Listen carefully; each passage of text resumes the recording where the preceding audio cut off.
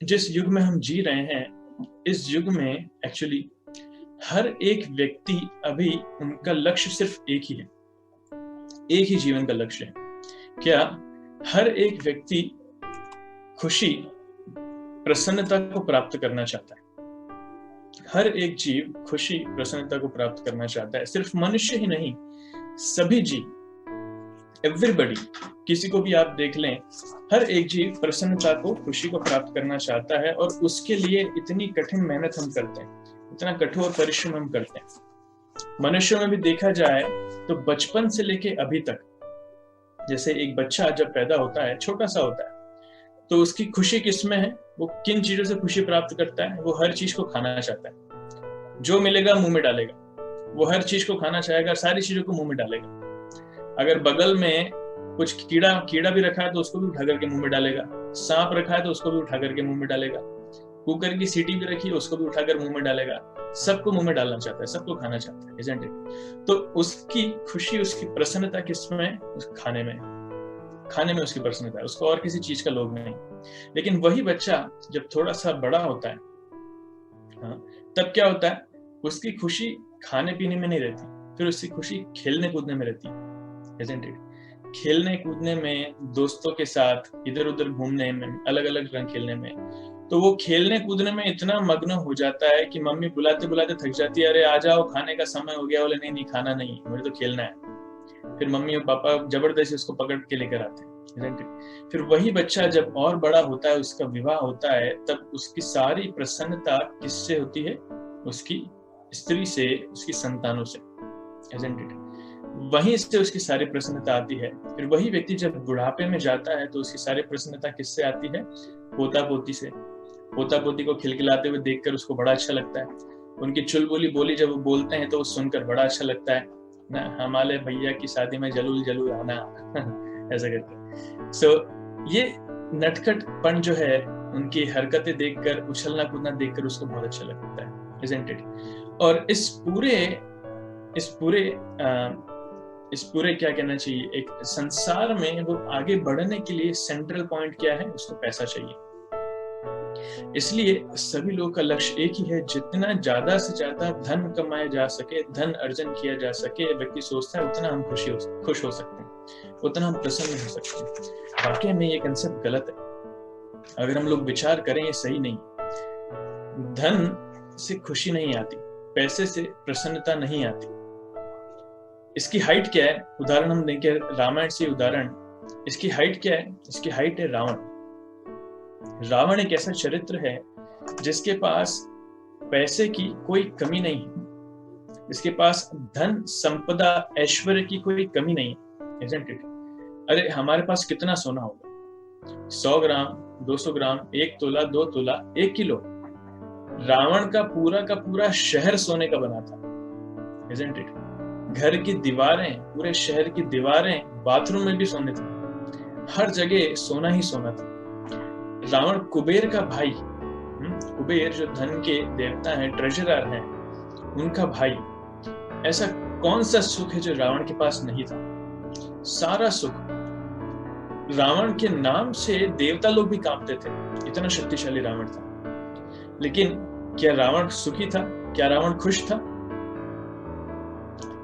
नहीं, रावण खुश नहीं था। जितना ज्यादा उसके पास धन था, जितना ज्यादा उसके पास संपदा थी, उतना ही ज्यादा रावण परेशान था, उतना ही ज्यादा उसके हृदय में लालच, लोभ और कामना वासना थी, isn't it? एक प्रसन्न व्यक्ति का लक्ष्य क्या है? एक प्रसन्न व्यक्ति का सिम्टम या फिर क्या कहना चाहिए, लक्षण क्या है? एक प्रसन्न व्यक्ति, उसके हृदय में परेशानी नहीं है, वो बहुत प्रसन्न रहता है, खुश है, हमेशा हंसता रहता है, खेलता रहता है, गाता रहता है। वैसे श्रीमद् भक्ति प्रेम स्वामी महाराज जी बताते हैं कि हम लोग, भक्त लोग, इस दुनिया में सबसे खुश हैं। क्यों? क्योंकि खुश व्यक्ति क्या करता है? वो गाने गाता है, वो डांस करता है, वो बढ़िया खाता है। और भक्त लोग क्या करते हैं? सुबह उठते ही डांस करना चालू कर देते हैं, रात को सोते सोते तक डांस करते रहते हैं, बढ़िया गाते रहते हैं भगवान की सेवा के लिए, और बहुत आनंद पूर्वक प्रसाद खाते रहते हैं, 56 भोग। तो भक्तों से सुखी, भक्तों से खुश और कौन है? सो रावण के पास सब कुछ है, लेकिन रावण खुश नहीं। जो चाहे सारे सुख उसके पास है, लेकिन रावण खुश नहीं है। इसलिए हम देखते हैं कि इतना सब कुछ होने के बावजूद भी रावण की कामना वासना इतनी ज्यादा है कि वो जहां भी कहीं जाता है वो हमेशा यही देखता है कि कौन स्त्री कहां पर सुंदर है जिसका मैं भोग कर सकूं। उसकी इस कामना वासना ने रावण का सब कुछ छीन लिया।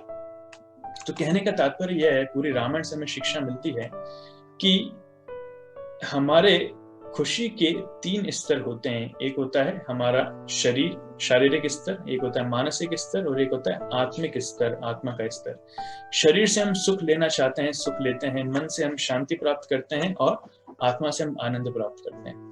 इसको दूसरी भाषा में बोला जाए तो शरीर जो है वो देह रंजन हमें देता है, देह का रंजन।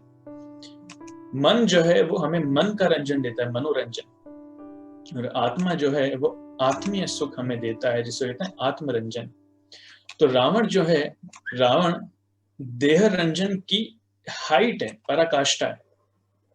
जो जो पैसे से हम सुख सुविधा चाहते हैं, रावण के पास उसकी कोई कमी नहीं है। रावण के पास सब कुछ है।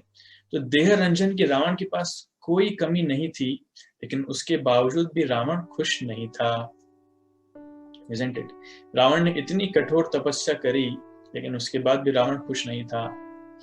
रावण की खुशी वहां से नहीं है। तो इसका मतलब क्या है कि पैसे के माध्यम से हम शरीर को सुख दे सकते हैं, लेकिन सुख का मतलब ये नहीं कि हम प्रसन्न हो गए, हमारे जीवन का लक्ष्य हमें मिल गया, ये जरूरी नहीं, ऐसा नहीं कह सकते। Isn't it?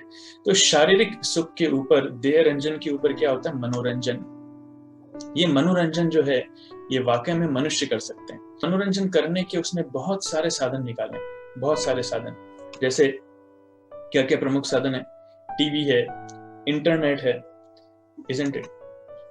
मूवीज हैं, मूवीज हम देखते हैं। आजकल मनोरंजन के नाम पे लोगों ने पता नहीं क्या क्या बना दिया। हम स्पाइडरमैन बैटमैन की बातें कर रहे थे, लेकिन भारत में भी इन चीजों की कमी नहीं है।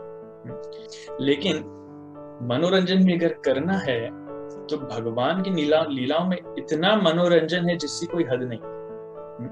वाकई में हमारे फिल्म्स जो हैं, इनके सारे कंसेप्ट्स जो हैं मनोरंजन के, ये भगवान की लीलाओं से ही आते हैं, ये शास्त्रों से ही आते हैं। उनका मूल उद्भुत स्रोत शास्त्र ही है। विश्व का सबसे पहला विश्व युद्ध कौन सा था? अभी तक विश्व में 4 विश्व युद्ध हो चुके हैं। हमारे भक्ति प्रेम से हमारे बताते हैं सबसे पहला विश्व युद्ध था जो था वो राम और रावण के बीच में हुआ था। और दूसरा विश्व युद्ध जो था वो कौरव और पांडवों के बीच में हुआ था। फिर हुआ था वर्ल्ड वॉर फर्स्ट जो 1935-40 में हुआ था। उसके बाद वर्ल्ड वॉर सेकेंड। तो 4 विश्व युद्ध हो चुके हैं, और इन चारों में से सबसे भयानक विश्व युद्ध कौन से थे? वो थे रामायण के और महाभारत के। उसमें सबसे ज्यादा लोग मरे थे। जैसे महाभारत में हम जानते हैं 64 करोड़ लोग मरे, 64 करोड़। और सिर्फ मनुष्य ही नहीं, उसमें राक्षस भी शामिल हुए, उसमें जानवर भी शामिल हुए। ऐसे हम रामायण में भी देखते हैं। सिर्फ मनुष्य नहीं, रामचंद्र की सेना में जानवर भी थे। इधर रावण की सेना में दैत्य, असुर, राक्षस सब लोग थे।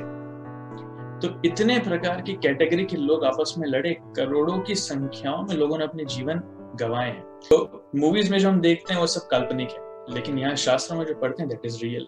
किसी को हाथ की सफाई पसंद है तो कृष्ण से पूछना चाहिए।